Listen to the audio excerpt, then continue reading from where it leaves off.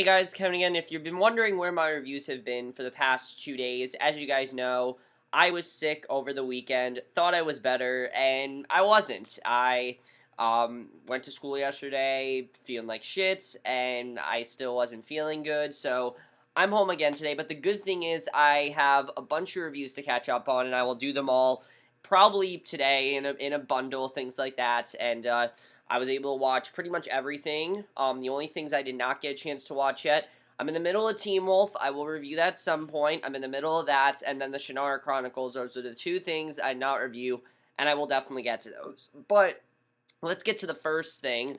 I meant to review this on Monday. The only reason I didn't is because I was tired. I didn't know I was sick at the point of when this came on. I was just tired. And that is for the new episode of Supergirl, Season 1, Episode 10, Childish Things. And I was definitely really looking forward to this episode because of how bad the last episode was. I mean, you guys know I pretty much hated the episode that aired like 2 weeks ago. I thought it was a very just a very stupid episode, and I thought it was very dumb, and I thought Carr overall was an idiot in that episode. Here, this episode I thought was a lot better. If anything, I feel like they kind of want us to think like that episode never happened, because they don't really mention it in this episode, which I'm happy about. They do mention one thing, but other than that, this episode I thought was so much better. I love this episode a lot more. I thought there was a lot more that happened in this episode. Let me just say, Jeremy Jordan knocked out of the park in this episode. I'm very happy that we got a Winn-centric episode because I feel like he's a character that I've really loved, but no one else really has. I've never really heard many people say much about Winn. If anything, I've heard negative things, and I feel like after this episode, people are definitely going to start to like his character. And definitely, I think this is the episode where it proves that. But let's just get in this episode because I really loved it overall. We start at the Van Cole Maximum Security Prison, and a guard brings breakfast to the secure prisoner. He looks in, hears a doll talking, and when the guard goes inside to investigate, the prisoner throws a razor-tip yo-yo into his chest. Donning the guard's uniform, the prisoner walks out, kills 2 more guards with the same yo-yo, and already it's really crazy. So John and Supergirl are flying through the skies, and the Martian trains the heroine in proper fight technique. And in the desert below, Alex watches the two figures swerve back and forth, landing John to his human form, and Alex says that with James' help, they've pinpointed Room 52 at Lore Technologies. So Supergirl wonders where Max is hiding, and John says it'll require subtly, and Alex suggests that John use his shape-shifting powers, and he insists that it's not an option, that it's not a good idea to do that, reveal himself to the world. And I like the direction they're going with John in this episode. You know, he's kind of unsure. He doesn't know if he should, be his regular form and reveal himself to the world like Supergirl did. And I like that Kara says that revealing herself for who she is turned out to be the best thing for her. But, John's saying that that's not for her. That's for her, it's not for him. It works for her, but it might not work for him. So I thought that was definitely very interesting.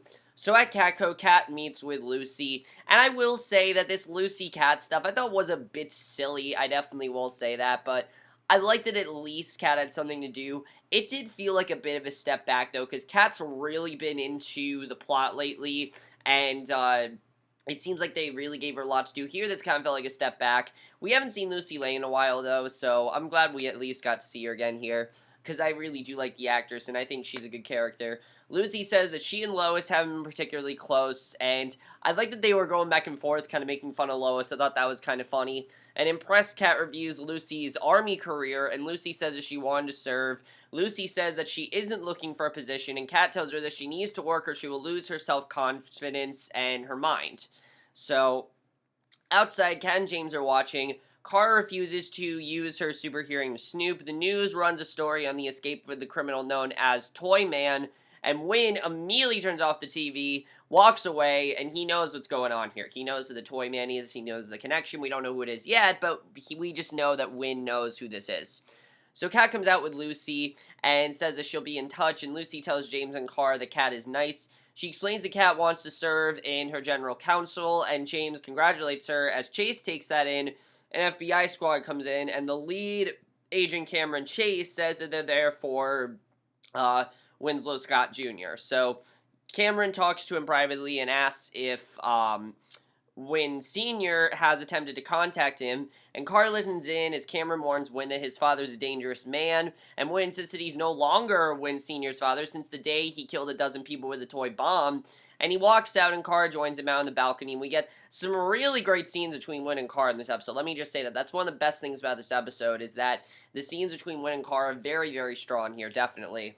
As I said before, Jeremy Jordan's one of those actors that I think he has great chemistry with everyone. I've never really seen him not have good chemistry with an actress. I mean, if you look at the last 5 years, he had great chemistry with Anna Kendrick. You then look at something like Smash, he had great chemistry with Katharine McPhee. And in this, he has great chemistry with Melissa Benoist. He just had great chemistry with everyone. I really think he does.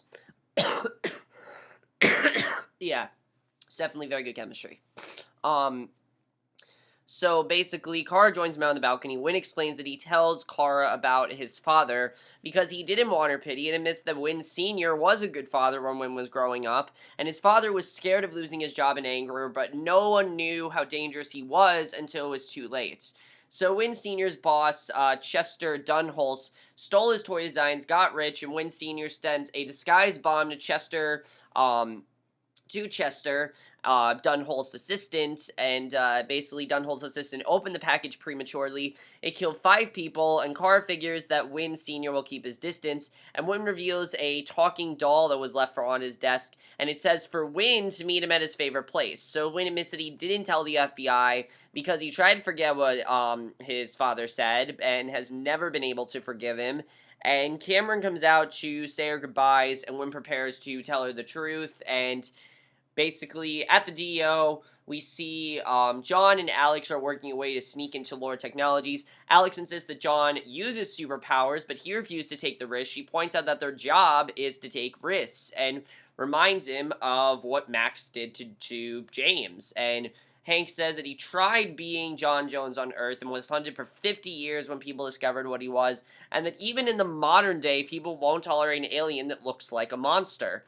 And Alex insists that Kara needs his help, and basically John walks away. He doesn't really want any part of this. And I like what he says about Kara, that Kara looks like a pretty blonde cheerleader. There's nothing to be scared of with her. She looks like a normal girl. But with him, when he uses superpowers, he looks like this dastardly, disgusting, just terrifying monster. He really does. And I don't think he looks necessarily terrifying, but I like seeing that he doesn't really like the way he looks, and that he doesn't want to reveal himself to the world. He just doesn't think it's a good idea.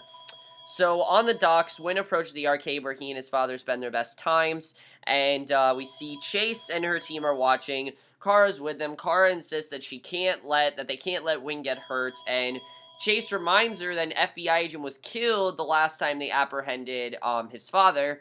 The agent tells Kara to stay out of the way and prepares for the assault. So basically, she's thinking that father like son. She's kind of thinking it's one of those things, but I like that Kara's trying to tell her, no, Winn's not like this. He doesn't want to do that. So at Catco, Lucy asks James if it would be fun to work together. He ducks the question and insists that he can't make her decision for her. Lucy says that she earned and says that she thrilled if their situations were reversed, and James refuses to commit himself, and Lucy walks away. So Max says company when Alex calls and says they need to talk off the table. She hints that she's going rogue, and Max agrees to see her that night. And once Alex hangs up, John says that he has his side of the operation covered. So you can definitely tell that Alex has a plan. You don't know what it is, but definitely there's some sort of plan they have there. So inside the arcade, Winn finds another doll, and his father is waiting for his son, says that he broke out of prison for him. He tells Winn that he's his greatest work, and insists that they're linked. Winn says that they're not the same, and Chase receives a report that Winn Sr. is inside, heads inside with their team after ordering Carr to stay behind, and Winn Sr. asks why his son never visited him, and Winn says that he was never okay after seeing his father taken to prison for murder, and the FBI team break into the arcade, order Winn Sr. to surrender. He's shocked that Winn betrayed him, and Chase and her people open fire. The toy men mirror breaks apart. The doll tells Winn to run. The stuffed animals emit toxic gas, and Winn staggers out. Supergirl drops in through the roof, sucks up the gas, and flies up, breathes it out of the sky, and Carr then returns as Chase questions Winn about why his father arranged a meeting at the arcade. And Winn says that his father's crazy and nothing he said made sense, and once Chase is called away, Kara says that they need to find Winn Sr. When Winn refuses to involve her, Kara reminds him of everything that he's done for her since he became Supergirl. He says that she doesn't need him, but Kara says that she knows what it feels like to be isolated and alone, and when she's with Winn, she doesn't feel this way, and as Winn considers her request, Kat texts Kara to have her come in. Now, there aren't too many scenes with Kara Katko, if you notice in this episode. There aren't too many scenes like that. So that night, Alex meets Max at his office. He offers her a glass of champagne. They share a toast, and it's pretty clear that this is obviously a fake date. She's trying to get information out of him, and that's what their goal is here, is to get information. That's what she's trying to do, which I think is a good way to do it, definitely. That's definitely a way to do it, is to do it over dinner. So Kat asks Kara why she didn't tell her that Winn is Toyman's son. The CEO wants to interview Winn and reluctantly accepts Kara's winning, that Winn isn't going to do any interviews. And she then tells Kara to get her an offer packet for Lucy, and Kat's sure that Lucy will say yes, and Kara suggests that Kat should have talked to James first, but the CEO says that James' problem is that he's involved with Kara and doesn't believe her denials, and basically sends her off. Now, I didn't really care about what was going on with James this episode. I do have to say I don't really care about that, but Max and Alex have dinner, and she finally asks what the Kryptonians were looking for in his lab. He's more interested in talking about Alex and how, she also saves people, and he wonders why she's so obsessed with Supergirl and what her obsession is and what her connection is, and basically Max avoids the question and asks what Alex's connection is with Supergirl, and, because she wonders, and, basically he completely avoids the question and asks her the same thing. So he obviously doesn't want her to know what's really going on, and that is very shady, obviously. So she tells him that her organization has a professional partnership, and he thinks this is true. Obviously this is working. So Max says the Kryptonians took nothing. He toes Alex as a hero in her own right, and Alex checks the time. So it seems that Max believes her, and that there's nothing else going on. But then, at Lord Technologies, Max's assistant, Pauline, finds her boss in the hallway. He says that he ended his date with Alex early, says he needs to be alone, and once Pauline leaves, Max goes to room 52, phases through the sealed door. He finds, and basically John finds the comatose woman.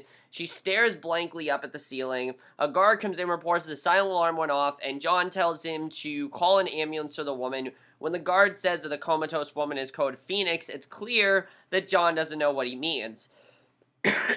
So the guard goes for his gun.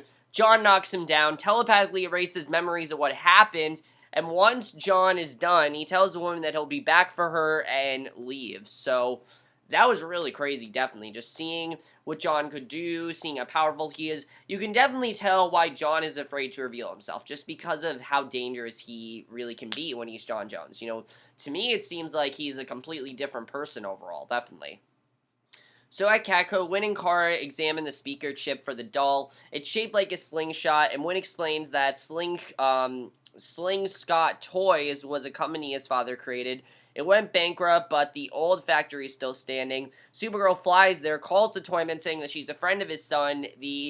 A cymbal-clapping Supergirl doll comes out, and Toyman steps out of a giant toy block and says he's doing everything for his son, and she flies over, sinks in the top of the block, which is filled with sand. A girl calls for help from a truck overhead, and Toyman explains that quicksand is laced with thermites, and if Supergirl uses her heat vision, then it'll explode, destroying the factory. He walks away. Supergirl uses her cold vision to freeze the quicksand. She flies up the trunk and finds another talking doll inside. And at the DO, we see John shows Alex photos of the woman, and he figures that Max is feeling hydraulic acid into the woman via the IV. As we know, there is that woman that's in there, and I like that we are connecting to this, because who is this woman? What is our connection here? And Alex realized that John did more than shapeshift, and he explains it was something he swore he'd never do before walking off, and obviously, he's definitely trying to prove to Alex what really is going on here. So, when Max returns to Lore Technologies, the doctor reports that someone wiped the guard's memories of the last year of his life. Pauline reports that someone wiped the security tapes of Max's backups. The backups show Max walking through the door, and at Kara's apartment, Kara tells Winn what happened, and he's ready to call Chase, figuring that the world is better off his father is dead. And I honestly thought that they were going to kill his father in this episode. I really thought that was going to happen. So Kara figures the Toyman was normal once and could be again, but Winn worries he could snap the same way. She assures Winn that he's a good person, but Winn says that people said the same thing about him. And I like what Kara says here. Kara insists that Winn won't snap and that both of them had their worlds destroyed, and they are trying to give back because of it. Unlike Astra, that's the way they're similar. I mean, Kara and Winn have definitely found some similarities that they might not have had before. You know, in many ways, they both have relatives that are evil and are basically, they've been through the same shit that they've been through. They're just, you know, harnessing this power for evil and not for good. And she takes his hand, and Winn instinctively kisses her, and Kara hastily pulls away just because he feels close to her, and he apologizes, says he has to go. Such a crazy scene. I did not expect that to happen, but you know what? It was a long time coming. You knew it was coming up eventually. You knew eventually Winn was going to reveal his feelings, and I feel like he felt close to her. He needed to do that, and he needed to get it off his chest.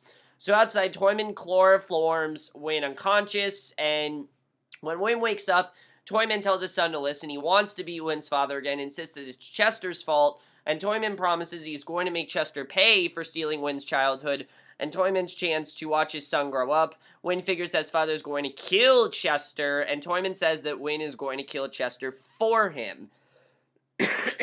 So again, it's one of those things where he wants his son to go dark, which you know Winn's not going to go dark. You know that's not going to happen.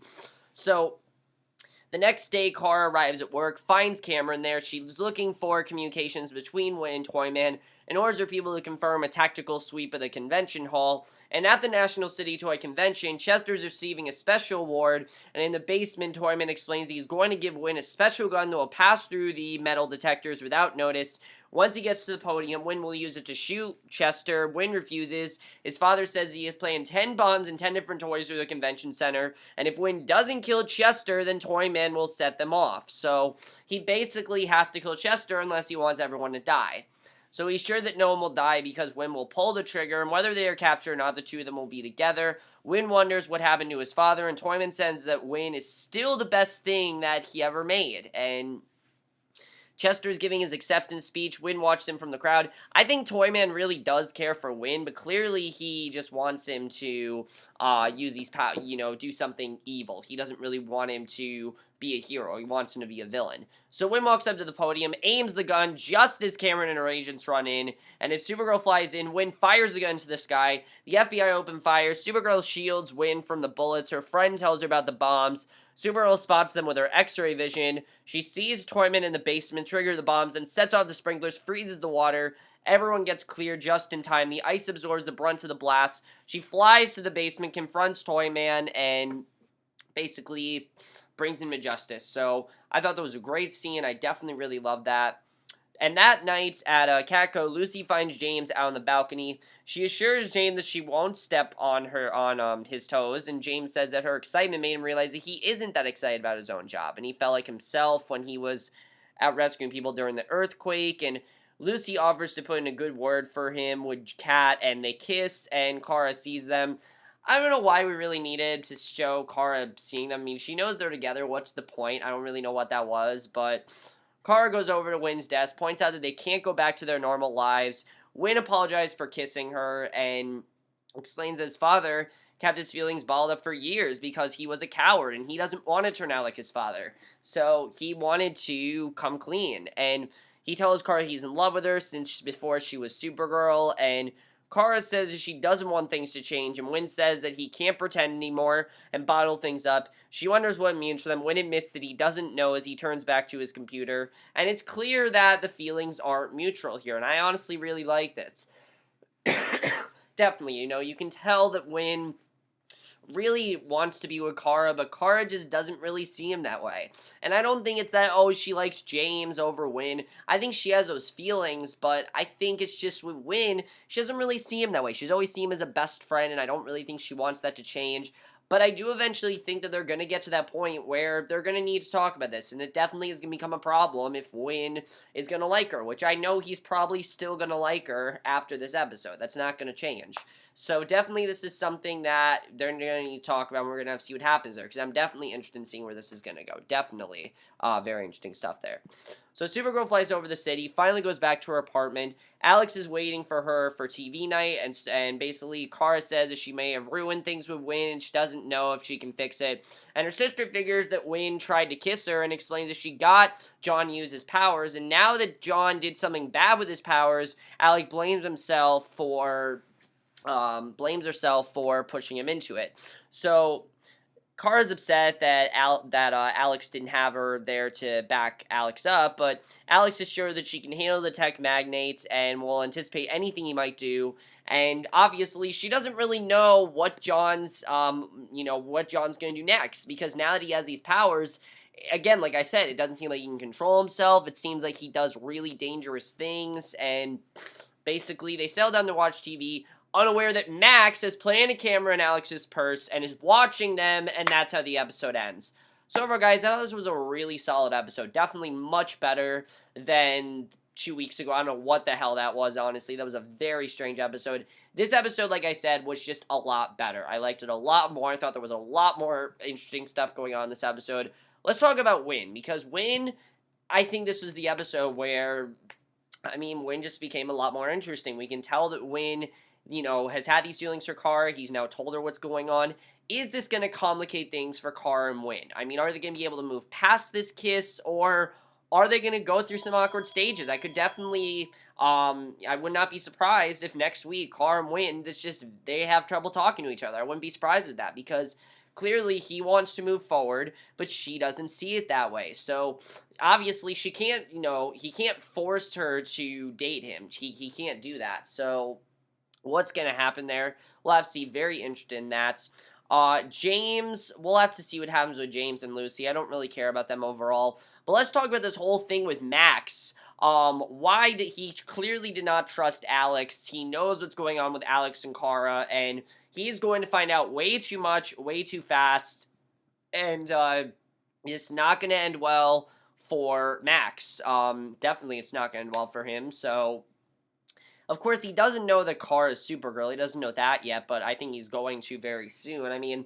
If he already knows that Alex and Kara, that Alex and Supergirl, are related, then he's got to find out at some point that Kara is definitely Supergirl. He's going to find that out, definitely. So we'll have to see what happens with that.